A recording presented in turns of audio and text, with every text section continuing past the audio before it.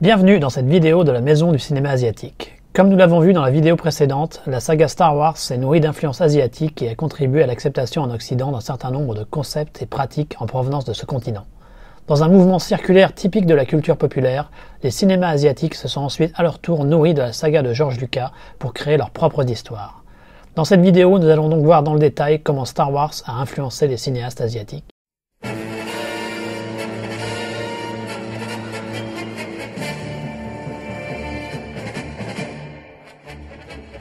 Les plus réactifs au phénomène furent sans aucun doute les Japonais. Pour ce faire, ceux-ci avaient un avantage. La guerre des étoiles était prévue pour sortir dans l'archipel nippon en juin 1978, ce qui laissait un an aux studios locaux pour anticiper le phénomène à venir.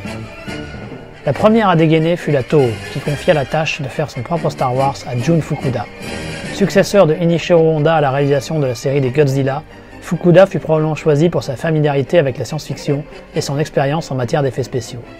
Mais sa tâche était ardue. Il ne disposait que de 2 mois d'ici la sortie prévue pour janvier 1978. Intitulé La guerre de l'espace, le film se passe dans le distant futur de 1988. Un vaisseau en provenance de Vénus est repéré et fait preuve d'intentions belliqueuses, détruisant la station spatiale Terra sur son chemin avant de s'en prendre à la Terre. Pour contrecarrer cette invasion extraterrestre, les Nations Unies envoient leur propre vaisseau spatial, le Goten. Bien loin d'être un pas vers une nouvelle forme de space opéra, la guerre de l'espace est un retour vers le passé. Scénarios et effets spéciaux sont en effet réminiscents de l'âge d'or de la science-fiction japonaise des années 1960. Problème, c'est que nous ne sommes alors pas en 1967, mais en 1977. On a donc une énorme sensation de déjà-vu et un fort sentiment de dépassé à la vision du film. Il faut dire que, afin d'accélérer la production, la Toho recycle nombre de ses anciennes créations. Le Goten ressemble ainsi énormément à l'Atragon de 1963 et les scènes de destruction viennent d'autres productions maison. Manifestement, pour la Toho, damer le pion en Star Wars voulait dire réutiliser les vieux pots de la science-fiction maison. Logiquement, le public ne répondit pas présent à l'appel.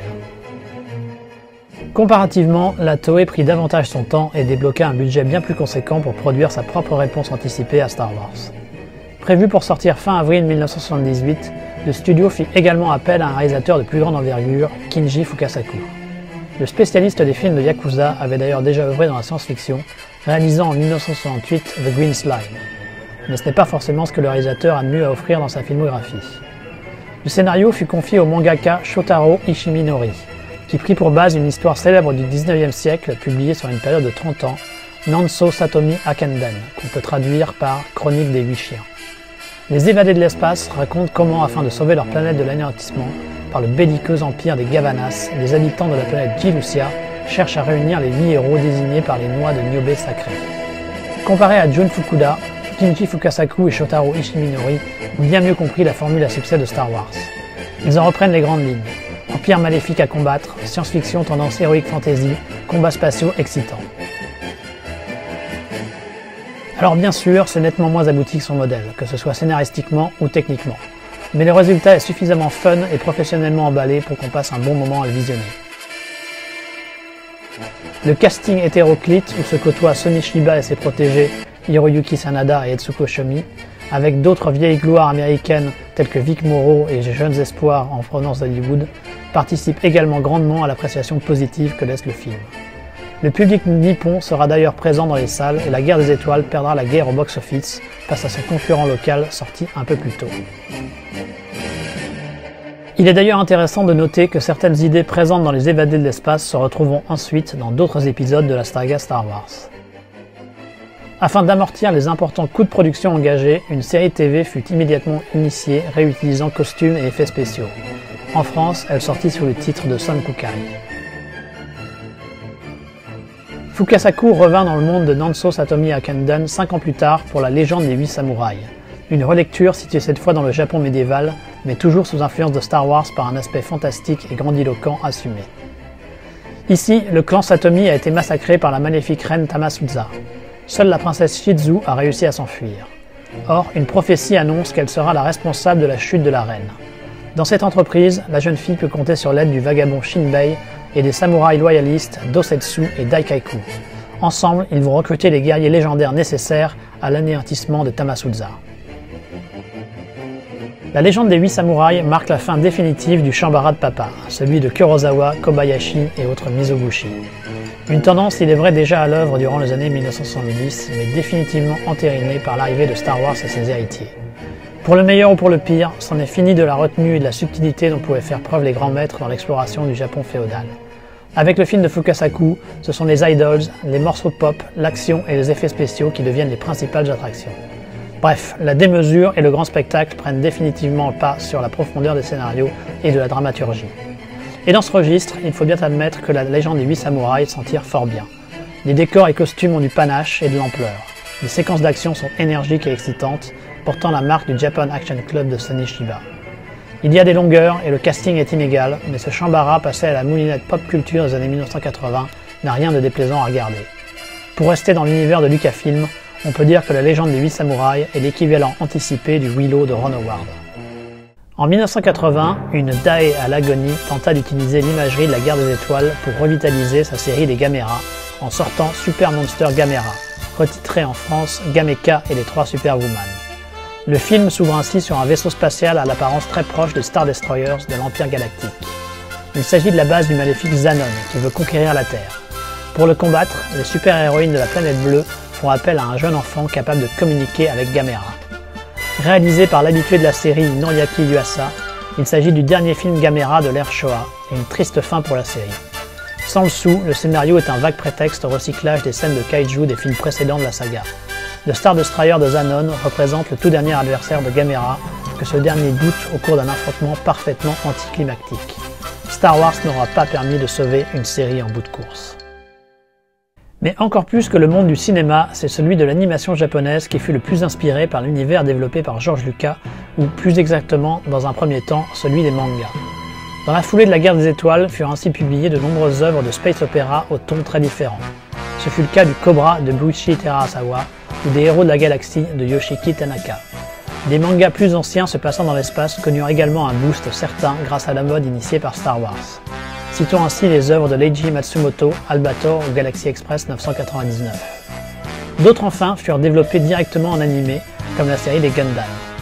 Quasiment tous furent adaptés en série animée avec succès puis connurent des longs métrages. Au sein de cet univers, il y a eu des longs métrages animés directement produits en réponse au succès de l'œuvre de George Lucas. Ce fut le cas de Lanceman, réalisé par Yoshiaki Kawajiri et Kazuyuki Hirokawa. Le film est basé très librement sur une série de livres par l'auteur américain Edward Elmer Smith, une des influences majeures de Lucas lors de la création de la Guerre des Étoiles. Ici, la galaxie est menacée par le redoutable empire Boscon. Mais sur la planète MK, Kimball Kimminson, un fermier un peu tête brûlée, vit sa vie sans s'inquiéter de la situation géopolitique, jusqu'au jour où il sauve un mystérieux individu qui lui donne le cristal qu'il a implanté dans sa main. Celui-ci contient les informations nécessaires à la destruction d'une puissante arme de l'empire Boscon. Kimball doit rallier la flotte de la patrouille galactique pour tenir en échec les Boscon.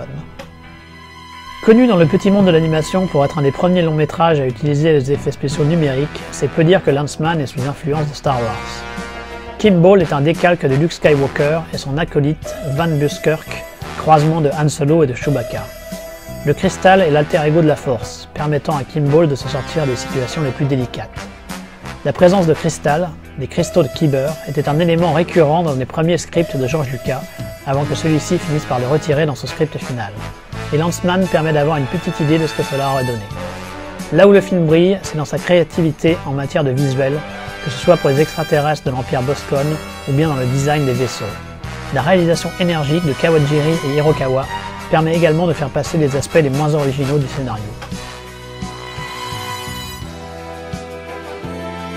Si le Japon fut sans conteste le pays asiatique le plus marqué par la guerre des étoiles, Hong Kong fut également influencé dans une moindre mesure par l'œuvre de George Lucas.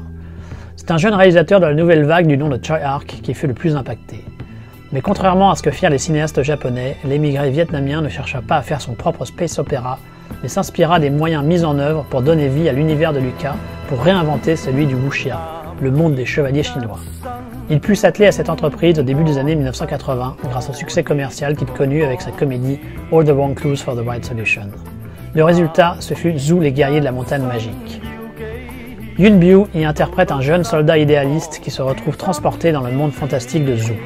Avec l'aide de divers compagnons rencontrés sur place, il doit empêcher une entité maléfique de prendre le pouvoir. Souvent confus, mais à l'énergie débordante et à l'univers visuel extrêmement riche, Zoo fut surtout le premier wuxia-pian à faire un usage massif d'effets spéciaux modernes pour concrétiser les idées folles de son concepteur. L'entreprise était alors inédite pour Hong Kong, qui utilisait essentiellement des effets spéciaux pratiques pendant le tournage et des animations sur pellicule. À cause de l'ambition démesurée de Tsui Hark et un manque de rigueur durant la production, le résultat final fut inégal. Mais cela n'en fut pas moins une étape importante dans le développement des effets spéciaux à Hong Kong et dans la diffusion du wuxia-pian à l'échelle internationale. Le film lança également une courte mode de wuxia-pian à effets spéciaux à laquelle participa la Shaw Brothers via la production de films comme Buddha's Palm ou Holy Flame of the Martial World. Près de 20 ans plus tard, Tsui Hark revient dans le monde de Zoo via sa Légende de Zoo, en réaction cette fois à la sortie de La Menace Fantôme. Un autre cinéaste hongkongais tenta d'utiliser l'imagerie de Star Wars pour ses propres besoins. Il s'agit du maître du polar de la nouvelle vague, Alex Chung. En 1983, il réalisa pour la Shaw Brothers Twinkle Twinkle Little Star, une comédie de science-fiction. Le comique James C. est un détective privé qui doit enquêter sur le kidnapping par des extraterrestres de la belle Che Chung. Échec critique et commercial malheureusement justifié, le film fait toutefois mouche quand il joue directement avec son inspiration principale en proposant une amusante confrontation entre le bouffonnesque James C. et un pseudo Dark Vador. Comparé au Japon et dans une moindre mesure à Hong Kong, les autres pays d'Asie furent bien moins réactifs au succès de Star Wars. La Corée du Sud, alors il est vrai dans une des périodes les plus difficiles de son histoire cinématographiquement parlant avec une censure très forte, ne produisit aucun film inspiré par l'univers de George Lucas. Il en fut de même pour les différents pays du sud-est asiatique, de la Thaïlande à l'Indonésie. Même l'Inde fut indifférente au succès. Quel bilan peut-on tirer de l'influence de Star Wars sur la production asiatique ? À court terme, il n'est pas vraiment fameux. La guerre de l'espace, Super Monster Gamera ou encore Twinkle Twinkle Little Star ont été à juste titre oubliés de par leur médiocrité. Si Les Évadés de l'espace et La Légende des 8 samouraïs sont des films sympathiques, personne n'osera les qualifier de chefs-d'œuvre. Une conclusion similaire peut être apportée à Zoo, les guerriers de la montagne magique. Mais sur le long terme, la guerre des étoiles aura eu une influence bénéfique. Suite à l'expérience de Zoo, Tsui Hark continuera à perfectionner les effets spéciaux dans l'industrie cinématographique hongkongaise, tirant de fait les standards locaux dans ce domaine vers le haut et permettant au cinéma de la colonie de gagner encore en visibilité à l'international. Au Japon, cela favorisa une créativité encore accrue dans le domaine du manga et de l'animation qui continue encore aujourd'hui à faire sentir ses effets. On peut donc dire un grand merci à George Lucas.